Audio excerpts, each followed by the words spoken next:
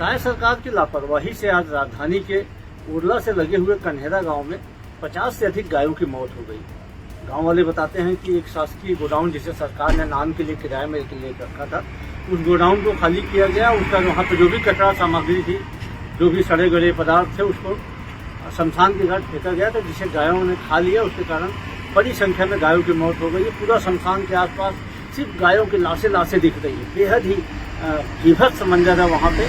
और गांव में गौठान भी है, लेकिन बंद कर दिया गया है। यदि गौठानों को बंद नहीं किया जाता तो इस भीषण गर्मी में गायों को चारा पानी की व्यवस्था होती। तो इस प्रकार से जहरीला पदार्थ खा के गायों की मौतें नहीं होती। इस मौत के लिए सरकार जिम्मेदार है और लगातार पिछले 1.25 साल में गायों की मौतें हो रही हैं। पहली घटना नहीं है, कम से कम 1 दर्जन से अधिक ऐसी जगह हैं जहाँ पर गायों ने जहरीला पदार्थ खा के गायों की मौतें हुई है।